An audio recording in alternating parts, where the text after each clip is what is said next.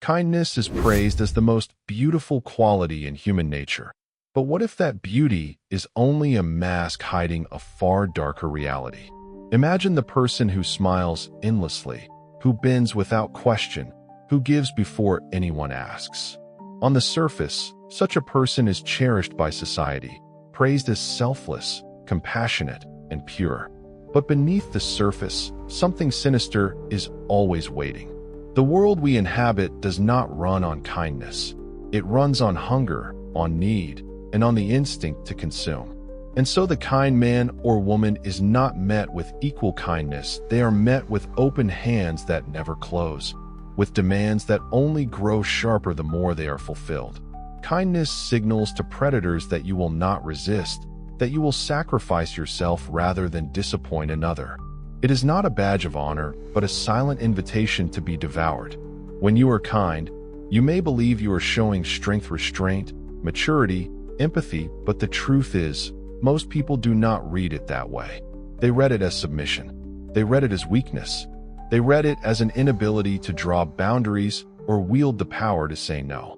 And in a world where strength commands respect, weakness only inspires exploitation. Think about your own life. How many times has your kindness been met with gratitude? And how many times has it simply been pocketed, forgotten, treated as an obligation rather than a gift? The mask of virtue hides the brutal truth. Kindness often does not elevate you. It diminishes you. It puts you in a lower position without you even realizing it. It hands control of the dynamic to the other person, while you are left hoping for acknowledgement that rarely comes. You think you are buying loyalty with kindness, but what you are really buying is dependence. And the dependent do not love you, they resent you.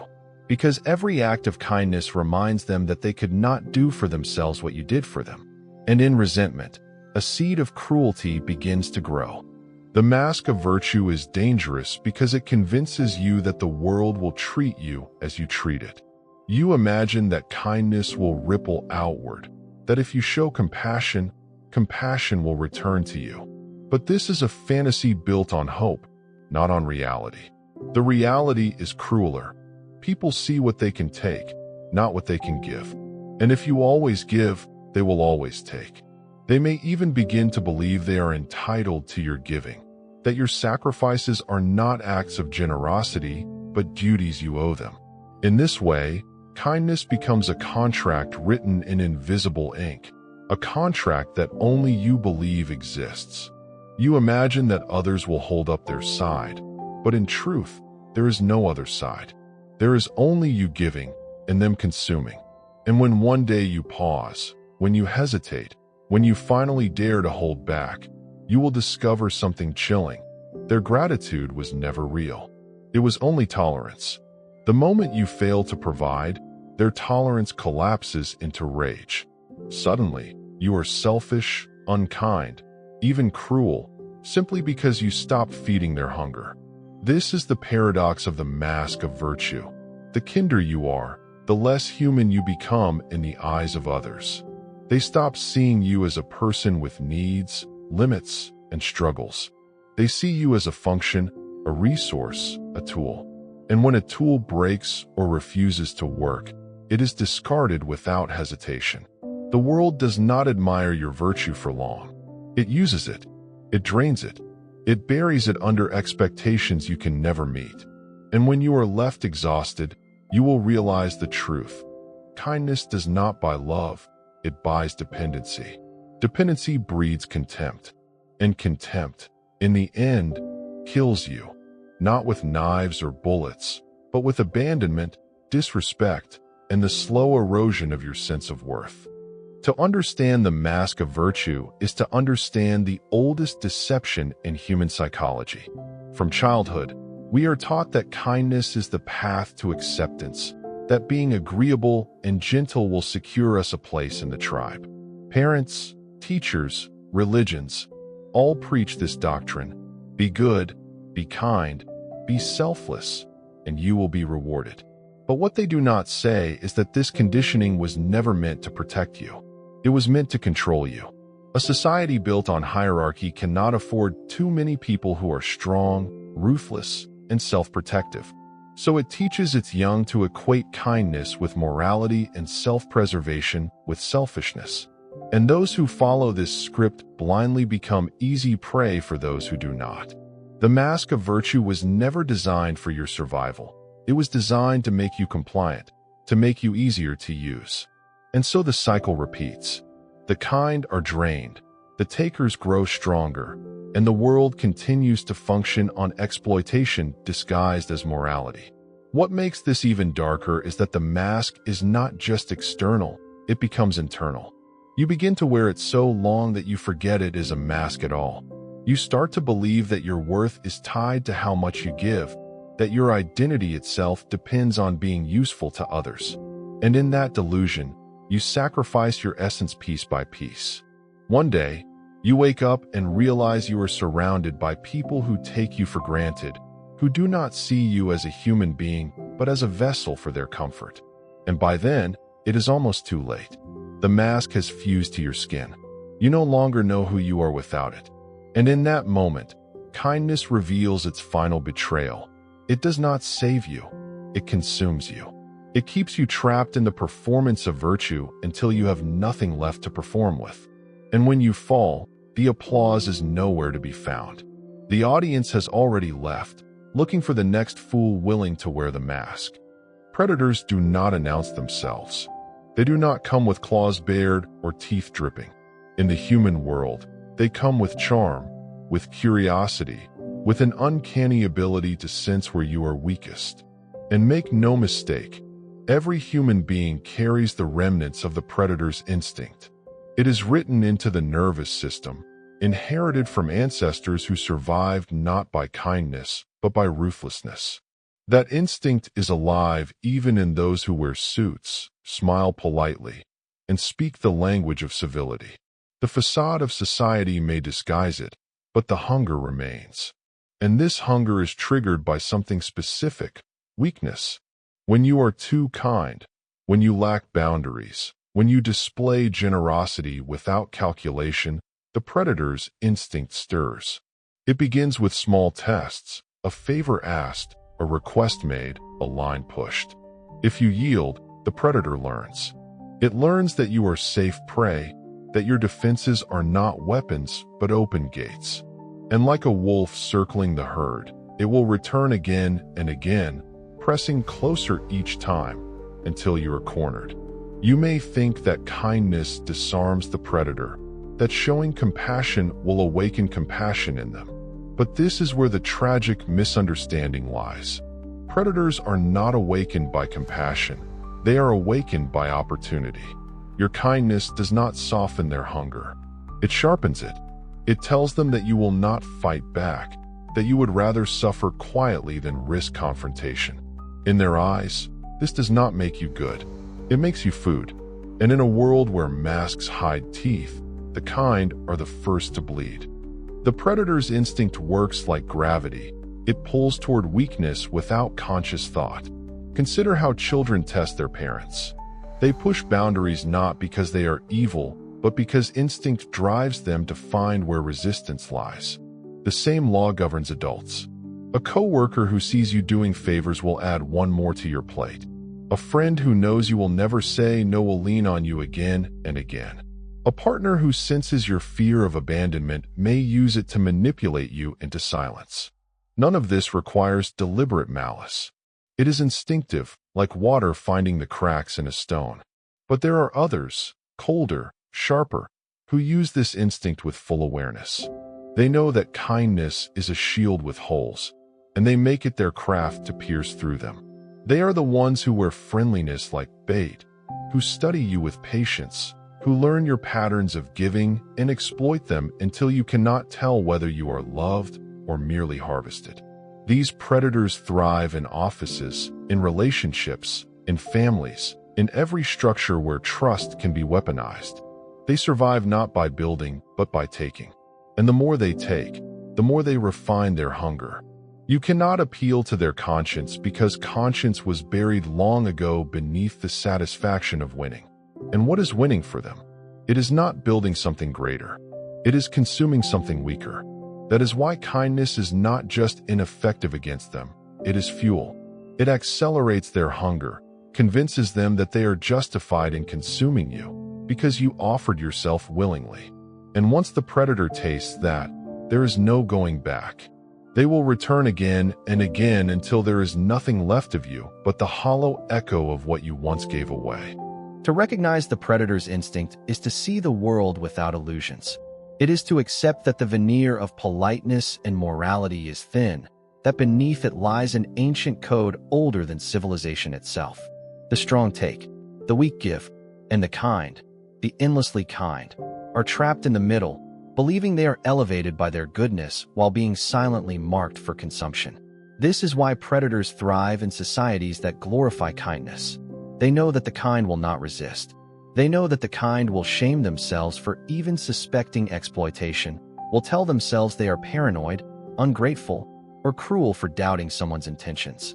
And so the predator grows fat on their hesitation, on their inability to draw lines in the sand.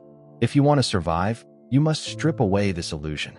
You must see the hunger in people's eyes, the calculations behind their smiles, the subtle ways they test your defenses. This is not paranoia, it is awareness. To see the predator's instinct is not to live in fear, but to live in truth. Because once you see it, you cannot unsee it. And once you cannot unsee it, you have a choice: remain prey or become something else. The predator's instinct is not inherently evil. It is survival. The question is whether you will let it destroy you or whether you will learn from it. Will you continue to wear kindness as your armor, not realizing it is paper thin? Or will you forge something stronger, something that cannot be so easily pierced? In the end, predators will always exist.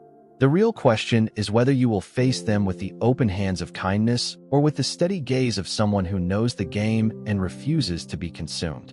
Exploitation is not an accident. It is a law, a pattern as old as humanity itself, repeated in every age, every culture, every family. Where there is kindness without calculation, there is someone waiting to turn it into leverage. And the truth is brutal. People are not destroyed by cruelty alone. They are destroyed by their own failure to understand the nature of giving. When you give freely, without boundaries, without awareness, you create an imbalance that others instinctively move to correct, not by giving back, but by taking more. It begins subtly. You do a favor, someone thanks you. You give your time, your effort, your energy, and they assure you they will remember it. But human memory is selective, and gratitude is short-lived. Soon, what you gave yesterday is forgotten, and what you are expected to give today becomes the new standard. Exploitation works like gravity, pulling more and more from you until you are drained. And the cruelest part? You will often allow it, because you believe in the illusion of reciprocity. You think that your sacrifices are building loyalty, trust, love. But in reality, most people do not love their benefactors. They use them. And once they have taken enough, once they have fed off your generosity long enough, they leave, because dependence always turns into resentment. They cannot admire you for your kindness, because to admire you would be to admit their own weakness. Instead, they despise you for reminding them of their need. And so exploitation becomes a cycle. The more you give, the more they take, and the more they secretly resent you for making them dependent on your kindness. This is the law, and like any law of nature, it does not bend for your intentions. It consumes those who do not recognize it. The law of exploitation thrives in silence. It hides beneath the surface of relationships, workplaces, and friendships, shaping dynamics in ways you barely notice until it is too late. Consider how often people say, "You're so kind, you always help me." It sounds like a compliment, but it is also a confession. They have recognized your pattern. They know that if they ask, you will say yes. And so, without ever deciding to exploit you, they begin to rely on it. They stop asking if you can help. They start assuming you will. They stop appreciating. They start expecting. The line between generosity and obligation blurs, and suddenly you are no longer a person but a service. And the more you provide, the less visible you become. Your sacrifices fade into the background, unnoticed, Because exploitation works by normalizing what once was exceptional. That is why people often feel invisible in their own families, in their workplaces, even in their friendships. Because their kindness has been consumed so completely that it no longer stands out. You are no longer thanked, you are demanded. And if you stop giving, the very people you served will turn against you, because to them, your refusal is not a choice, it is betrayal. This is the hidden cruelty of exploitation. It transforms kindness into a trap, where giving binds you tighter, and pulling away makes you the villain. The world does not reward endless generosity. It punishes it, because the more you give, the less value your giving has. The law of exploitation is merciless in this way. It tells you that giving without boundaries does not elevate you, it erases you. The only way to break the law of exploitation is to confront the uncomfortable truth. Kindness must be measured, controlled, and guarded, or it will destroy you. You cannot give endlessly and expect survival, because survival demands limits. Think of nature. Even the earth does not give without restraint. Forests replenish, rivers dry, animals fight to preserve what is theirs. And yet humans, conditioned by moral illusions, believe they must give without end, as if self-sacrifice itself were a virtue. This belief is the perfect soil for exploitation. It ensures that the kind will always be used, always be drained, always be discarded when they have nothing left to give. To resist this law, you must abandon the fantasy that kindness creates loyalty.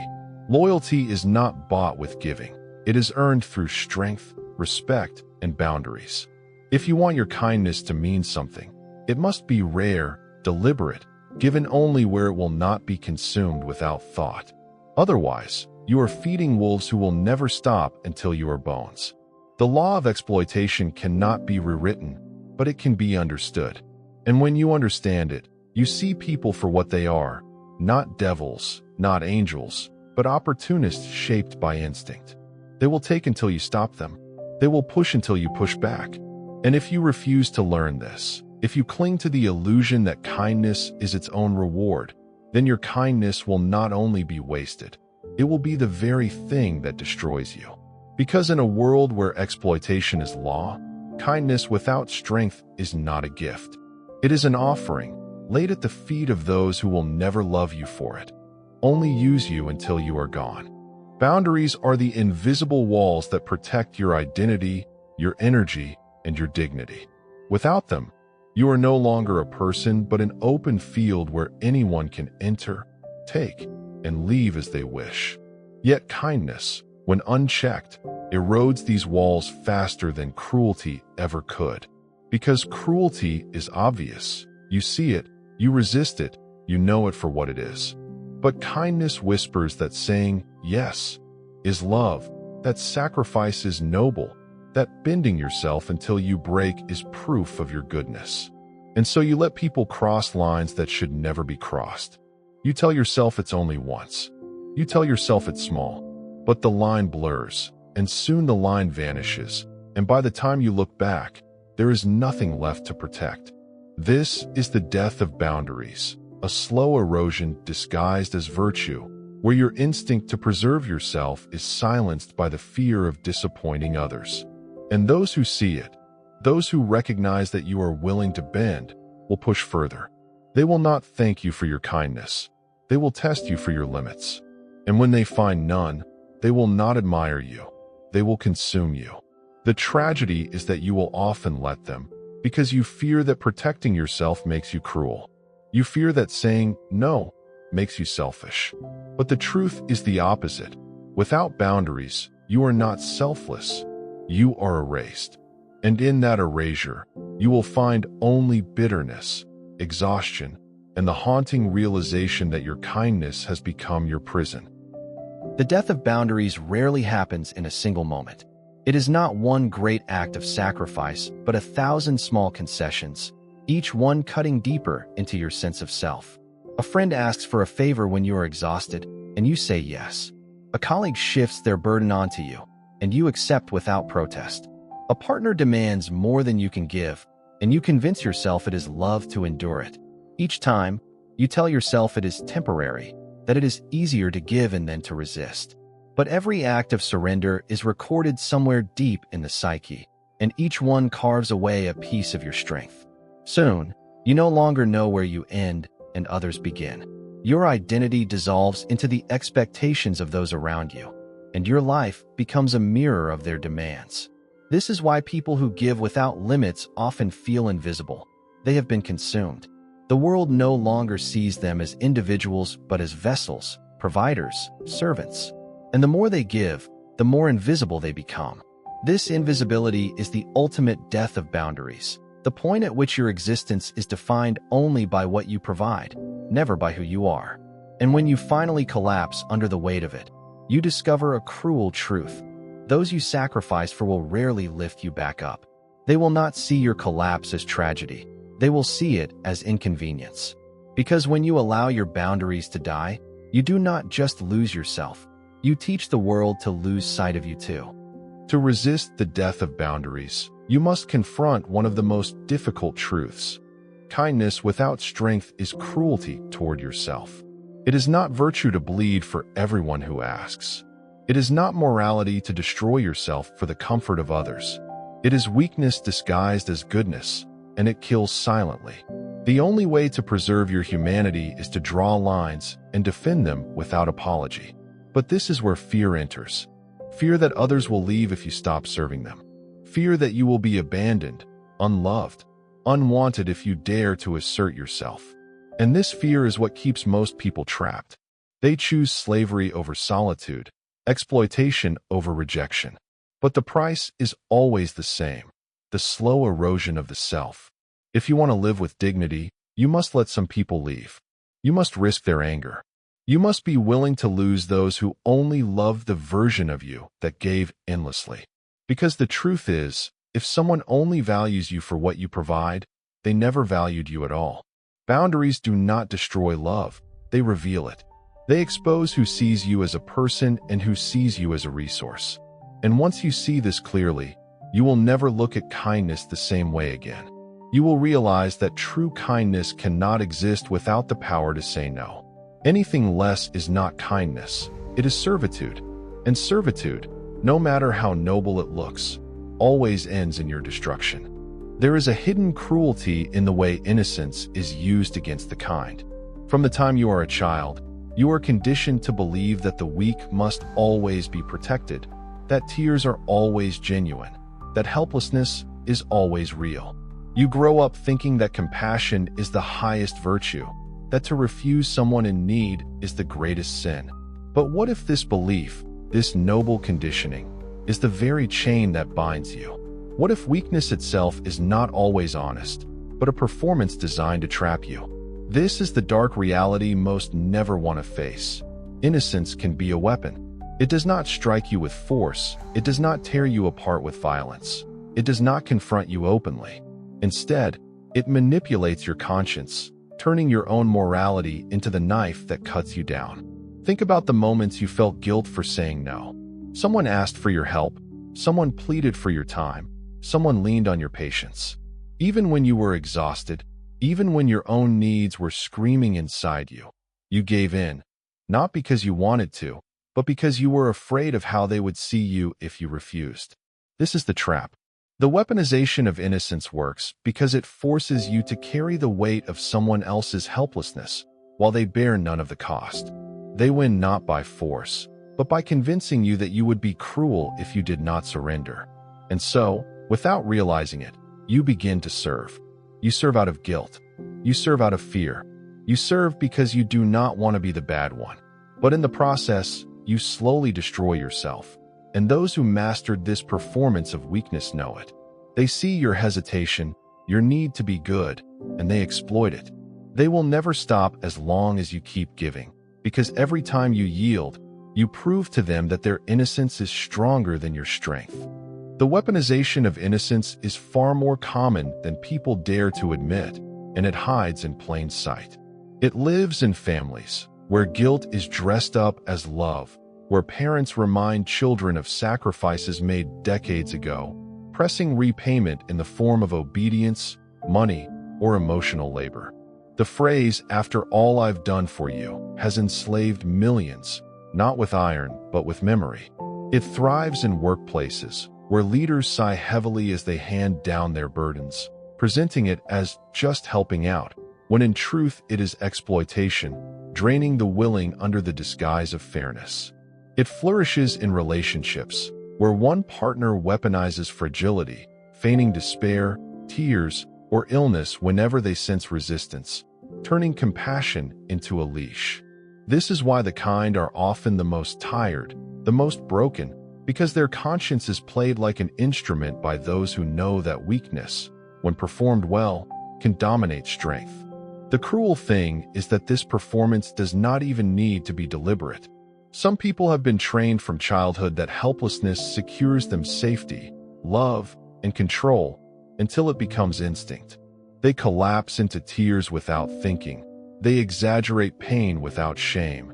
And the world responds because the world has been conditioned to protect the weak. And you, the kind one, are the perfect prey because you cannot stand being cast as the villain in someone else's story. So you rush to save, to fix, to comfort, to give, thinking you act from love when in truth you are trapped in a game you never agreed to play. Each time you yield, each time you sacrifice to prove your goodness, you teach them that the weapon works, that innocence can enslave you. To see innocence as a weapon is to awaken from one of the most powerful illusions society has ever taught you. You were told from the beginning that protecting others was always good, that giving endlessly was always noble, that suffering in silence was a mark of moral superiority. But these ideas were never designed to protect you. They were designed to control you. They were designed to keep you compliant, to make you easier to exploit. And until you see this clearly, you will continue to sacrifice yourself on an altar built by other people's needs. The truth is harsh, but it is liberating. Weakness can be a mask. Tears can be a performance.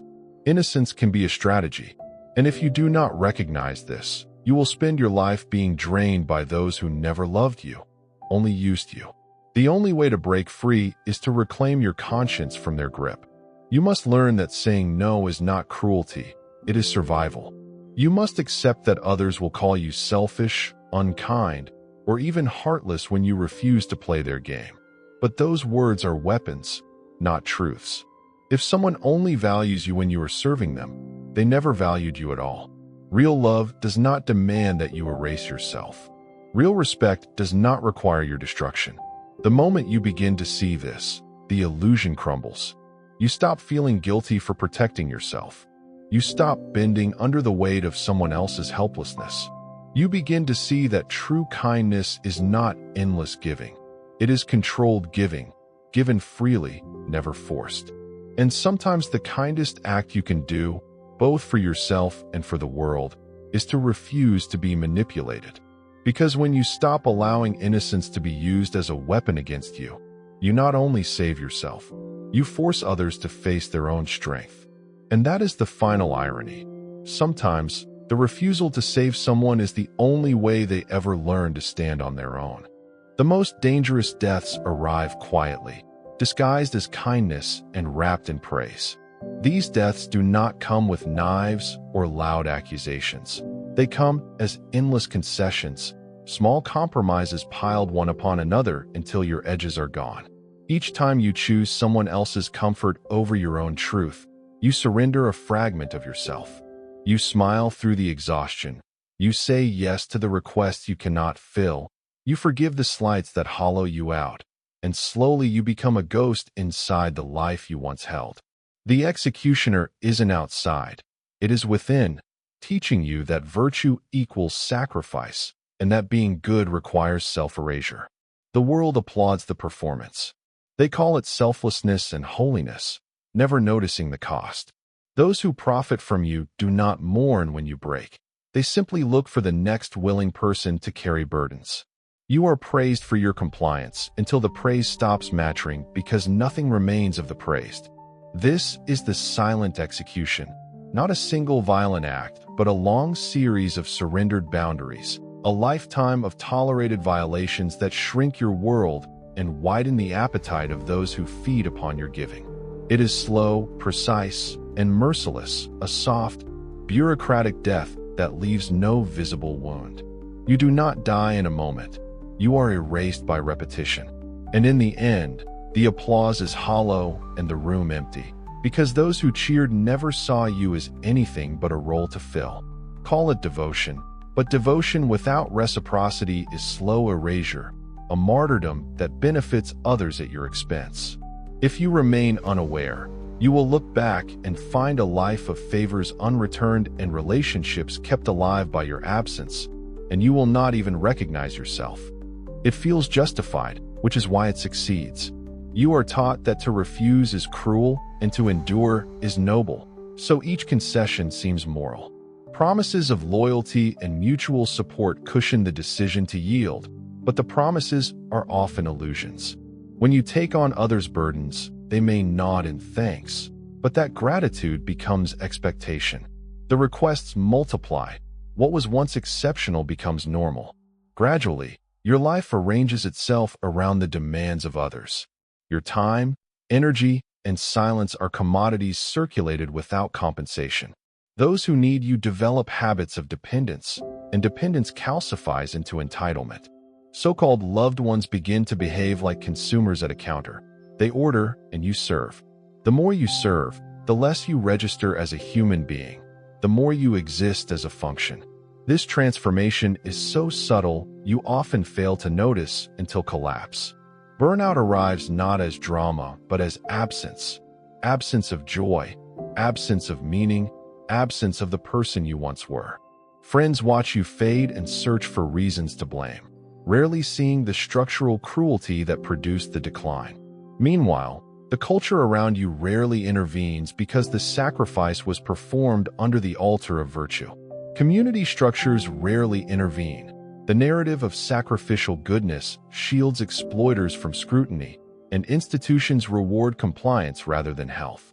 This normalization makes systemic extraction invisible, leaving you bewildered when your exhaustion is dismissed.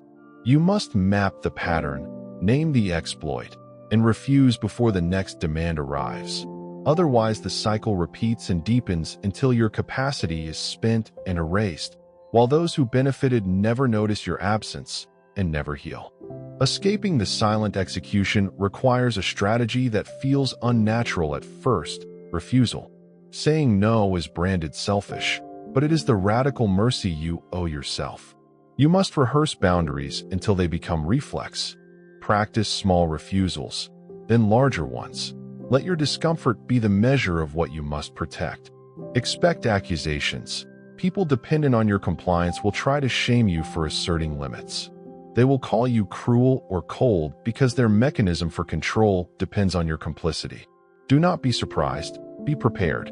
Replace the theater of endless giving with a structure of deliberate generosity where your kindness is scarce, intentional, and guarded by non-negotiable limits.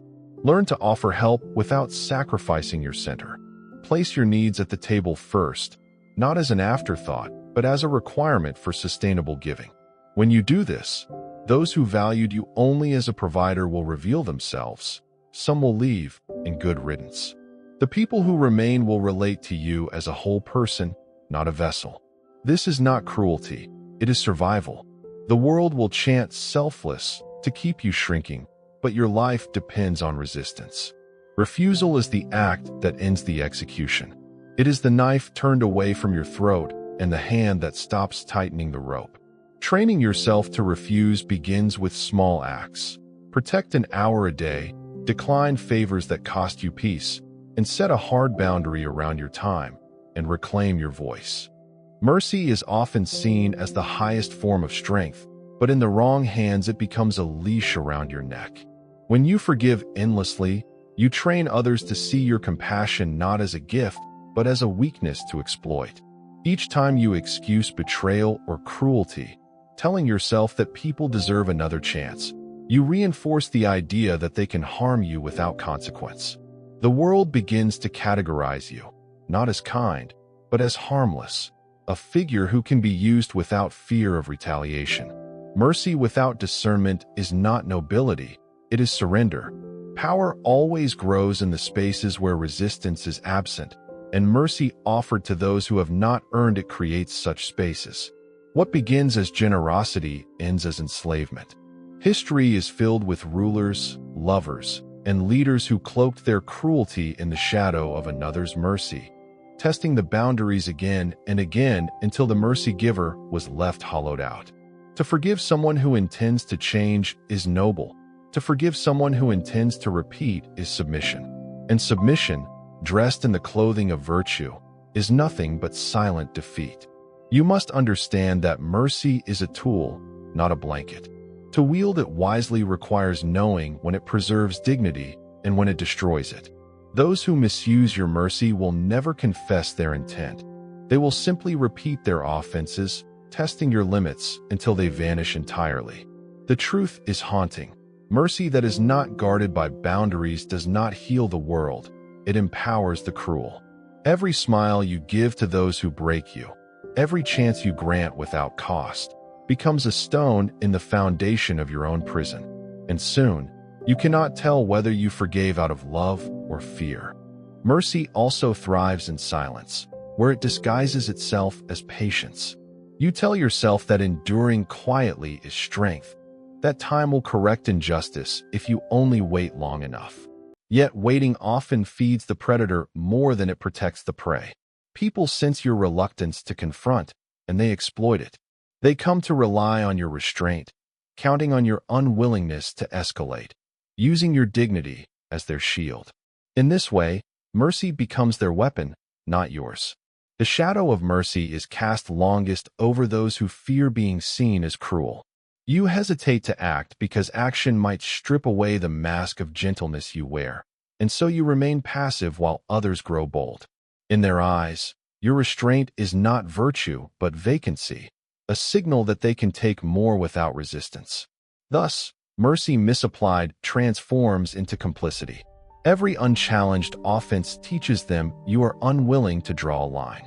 And when lines are never drawn, predators roam freely. Mercy, therefore, must have teeth.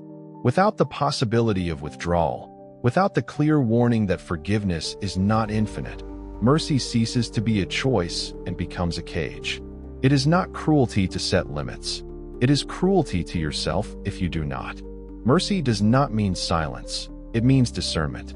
It means offering grace only when there is recognition, remorse, and effort to change. Anything less is indulgence for the abuser. The quiet endurance you believe is strength is often the soil in which your exploitation grows. What you refuse to name will eventually consume you. The predator you shelter today under the shadow of mercy will tomorrow use that same shadow to cover their continued violence, and the responsibility will be yours. True power lies not in the endless extension of mercy, but in the decision of when to end it. To withhold forgiveness is often harder than to grant it, because it demands confrontation and the courage to disappoint expectations. Yet this refusal is what gives mercy its weight. Without boundaries, mercy is meaningless. With boundaries, it becomes transformative. Power in the shadow of mercy is the ability to decide who deserves grace and who deserves distance. It is not coldness, but clarity. When you enforce consequences, you teach others that your compassion cannot be manipulated. You reveal that beneath your mercy is a core of iron, unwilling to bend to repetition. This balance between softness and firmness is where real authority lives. Those who receive your mercy will value it because they know it is not guaranteed. And those who attempt to exploit it will learn that your kindness is not weakness but a choice you guard fiercely. This is the paradox of mercy. Only when it can be withdrawn does it carry meaning. Only when it is scarce does it have value. If you wish to survive in a world that feeds on the gentle, you must learn this balance. Give mercy to the repentant, but never to the persistent betrayer. Offer forgiveness to those who stumble, but not to those who push you down intentionally. This choice is not cruelty, it is justice. And justice, though often disguised, is the sharp edge of mercy. In its shadow, you will not be prey. You will stand as one who understands the cost of compassion and demands its worth. That is the only way mercy ceases to be a slow death, and becomes instead a shield that cannot be broken.